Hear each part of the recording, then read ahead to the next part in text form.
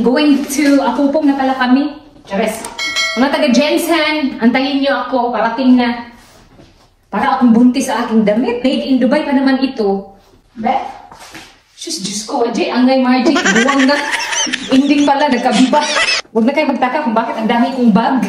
Dahil ito lang po ang kayamanan ko. Nandito yung aking milliones. And nandito ang billion. Kasi lang gusto humingi dyan. Bibigyan ko kayo. Resibo. Munti ko nang nakalimutan. Na kailangan ko palang mag-perfume. Wala pa naman akong ligo. Huwag kayong maingay. Baka marinig tayo ng kapitbahay ko. Baka sabihin nila totoo. Filipina and Slovakia, walang ligo. Anyway, hindi po uso ang ligo dito. Dahil nagtipid sa tubig. Tinamad lang ba? Nagmamadali kasi kami. Excuse ka pang words. Nahawaan ako sa mga tao dito ba? Totoo pala yung sinabi nila, no? Kapag nandito ka sa bansang may winter, magiging kandimon na ba? We are going to Apupong? No worries, Daddy. This is not for you.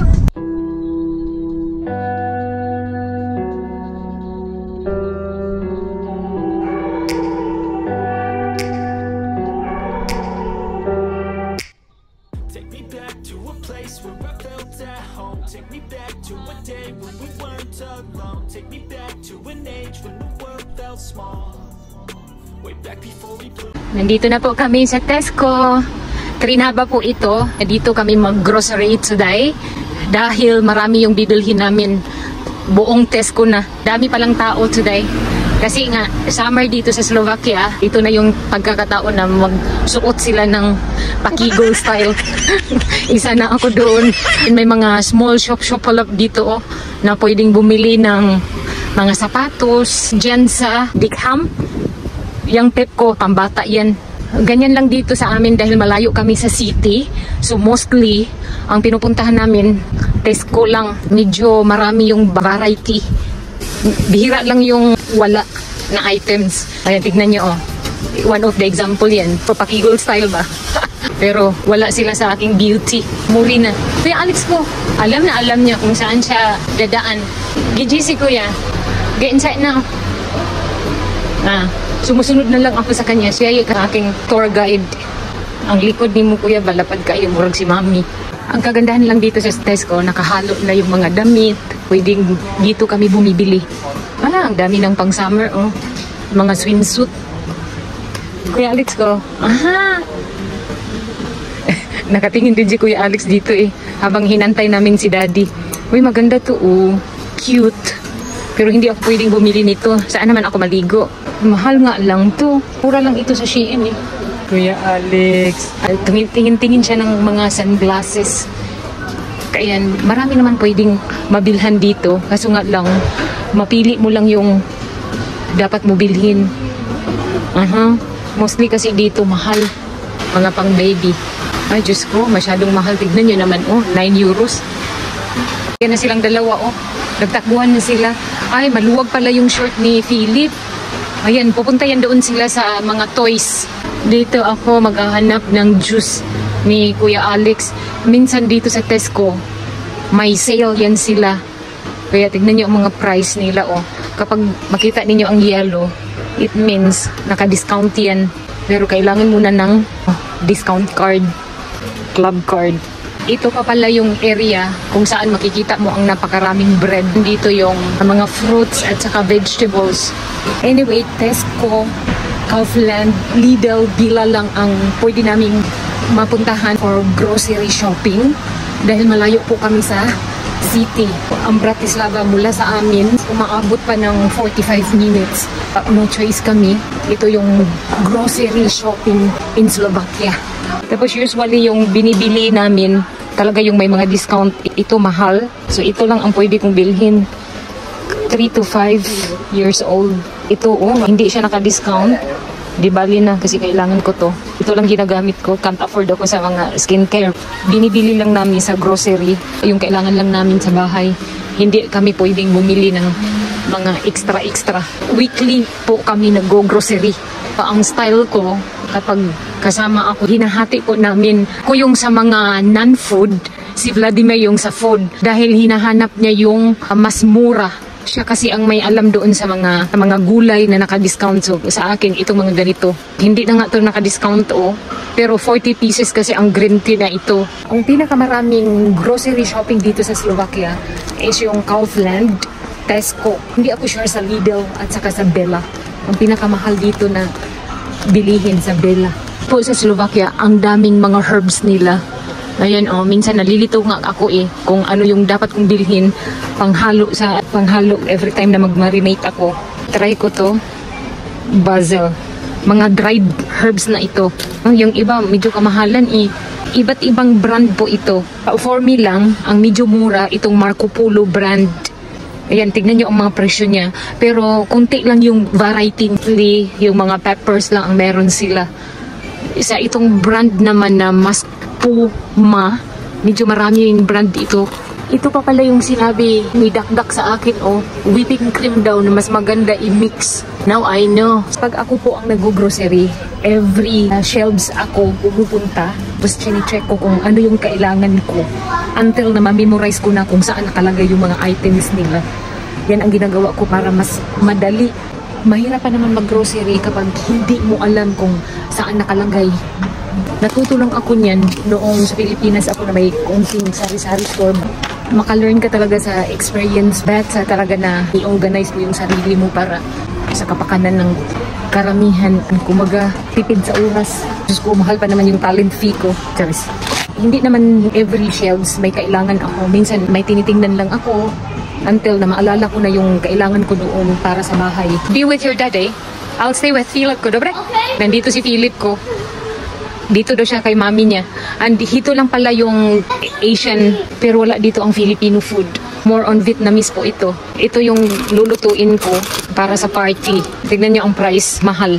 2 euros. Masyadong mahal. Hindi naka-discount. Kunti lang yan sila Hinahanap ko yung sutanghon, pero hindi ko mahanap. Ito pala ang ginagamit kong light soya sauce. Tignan niyo ang price. 3 euro and 39 cent. Masarap po yan, promise. Yan ang ginagamit ko sa aking pagmamarinate chicken at saka pork. Usually, marami kaming mabili dito sa Tesco kaysa Kaufland. Marami din silang mga discount compared sa Kaufland. Mas marami lang ang items dito. Hindi na kami masyadong mahirapan ba. May mga customized glass din dito sa Tesco. Iba't ibang klase ng item. Ang presyo, mahal din. Pero okay na rin kung pangregalo. Magbabayad na po kami. May ipapakita pala ako sa inyo. Lalabas ako kasi si Vladimir nandun sa loob ng Lidl. Ayan, dito yung Trinava ko. Doon sa kabila yung Tesco kanina. Ayan ang Kaufland. Then ito yung Lidl. Sa Lidl, bumibili yan si Vladimir kapag wala sa Kaufland at saka sa Tesco. Ang usually niya binibili dito is yung floss para sa teeth niya. Sa napansin ko lang, kung nasaan si Tesco, nandun din si Kaufland, Lidl at Billa. Ayon sa kaibigan ko, yung Billa daw medyo mahal yung presyo. Kaya nga tinanong ko si Vladimir kung try namin pumasok doon sa Billa, mag-grocery kami ba, baka may mga discount sila. Ang sabi niya, wasting of time dahil less variety. Usually dito sa Slovakia, since nasa countryside kaming nakatira, ang mostly naming pinapasukan, mamili ng mga damit at iba pa. Ang pinupuntahan lang namin yung mga small shop. Minsan, maboard din ako. May once a year lang kami makapasok ng mall. Kung doon kami magbakasyon kina Dakdak, nag-request ako sa kanya na pwede ba tayong pumunta ng city. Papayag siya kahit na malayo, mainit. Kumbaga pinagbigyan niya ako. Kasi alam niya na yun lang ang time makatravel kami by bus kasama si Philip at saka si Alex. Kapag sa bahay kami, hindi talaga ako pinapayagan ni Vladimir dahil takot siya ba na wala akong kasama. Baka daw maligaw o baka may mangyaring masama sa amin. Ayaw niyang mangyari yun. Kabaliktaran nga noong sa Jensen pa ako, every week nasa KCC Mall, Gaisano Mall, Robinson, magpapahangin lang, window shopping. Dito, kabaliktaran ang lahat.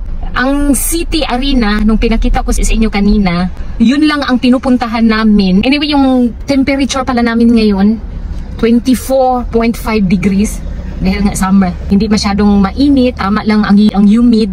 Hindi katulad sa Pilipinas, masakit sa balak. Malamig ang hangin.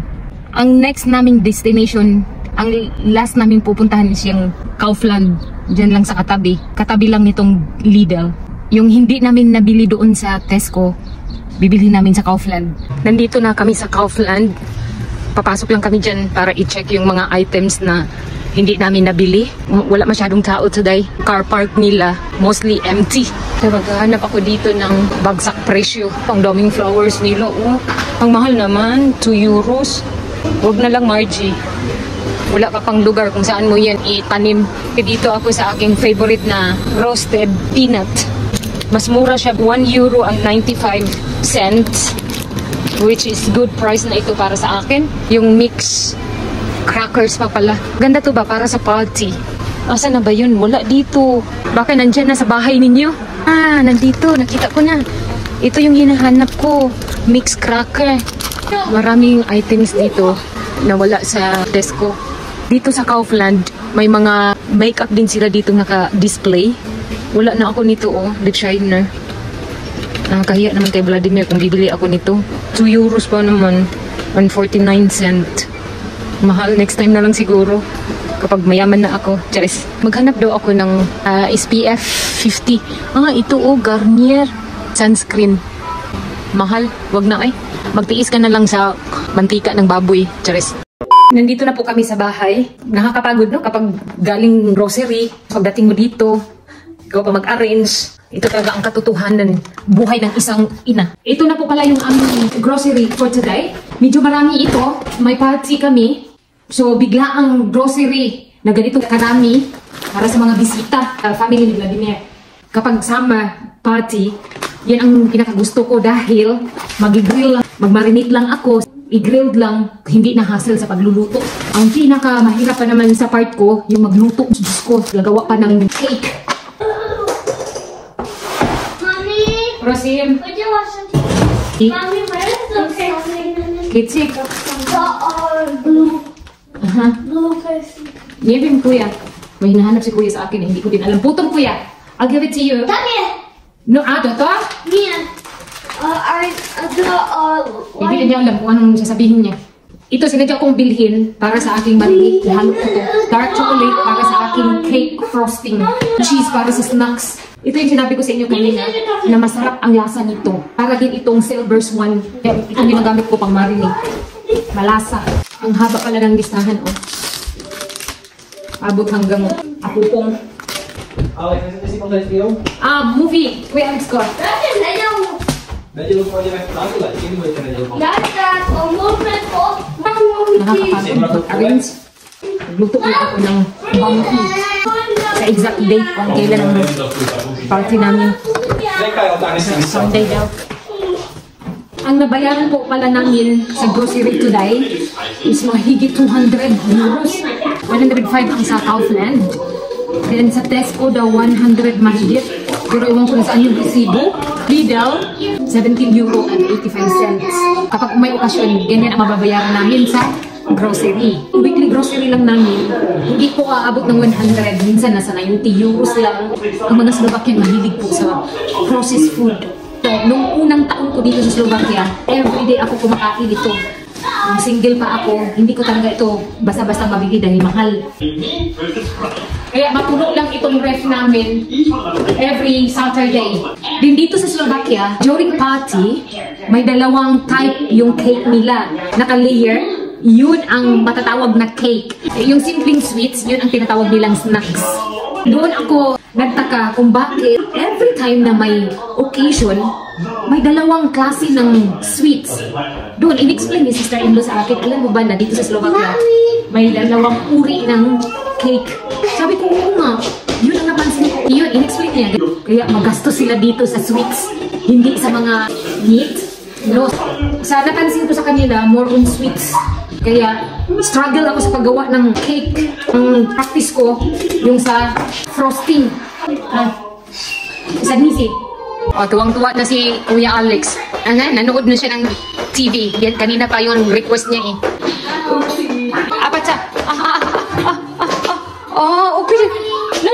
The camera. Hindi mahilig magsuot yan ng shorts kapag nandito na sa bahay. Ayaw niya eh. Nainitan ata siya. Hello. Hey guys, I told you, Nini. No. Hindi na kayo pinansin. Hindi ko, dapat. Kailangan mag-no sa mga bata para madisiplina. Kaya si Philip at saka si Alex, binabawalan ko yan sila na humawak ng mga gadget. Phone, iPad, laptop, computer. Ang pwede lang sa kanila, TV. Ganon ako kahigpit sa kanila dahil ayoko silang masanay. Ang explanation ko din ka Kuya Alex na much better ang TV kasi malaki yung screen, hindi masakit sa mata ninyo. Ang pinapaalala ko lang kay Kuya Alex, once na masira yung mata mo, hindi mo na maibalik pa yung malinaw mong paningin. Sa awa ng Diyos, nakikinig naman. Para naman to sa kanila eh. May right age naman silang gumamit ng cellphone. Teenager na. Ayan, i-allow namin sila. Tingnan nyo, oh. May dalawa akong cellphone. Magamit pa to. May sira na, pero gumagana pa. And then, pangatlo itong ginagamit ko pang vlog. Tapos yung iPad pa, hindi ko pinapagamit sa kanila. Bakit may TV kami? Tapos, doon sila manunood sa cellphone. Napariho lang naman yung pinapanood nila. Diba? Strict ako pagdating sa gadget. Pinapalinis ko kay Philip yung kalat niya, oh. Philip ko? Toto? Prosim? Gede, mali broom. Prosim. The red color. Yung kalat ni Philip, dapat linisin niya yan. Hindi ako papayag na hayaan niya yung ganyan. Prosim? Potom Kuya Alex ko pam. Dobre? Tak. Ayan na. Potom. Hindi ang Philip ko. See? Marunong na yan. Jaku yan. Pwede iji mi papat. Dobre? No. Dirty man yan. Throw it. Toto. Philip ko tam. Po in the garbage. Tak. Si Kuya Alex nag-antay ng kanyang pizza. Maglinis pa ako dyan sa sink namin. Ang dami pang dapat hugasan. Tak. And put it back. Surusin siya. Diyan ko yung Philip ko. Pizza nila. Na kanina pa sila nag-antay niyan. Si Philip, bihira lang yan kumakain ng pizza. Tignan mo si Kuya, oh, nakailang slice na yan. Isang buo na pizza, kaya niyang ubusin. Ganyan. Ano, Kuya Alex? That's Proceed. chicken breast. Chicken breast. Cute. Is it yummy pizza? Sa wakas, nakain na rin nila yung pizza nila. Hindi si Filipino. Hindi eh?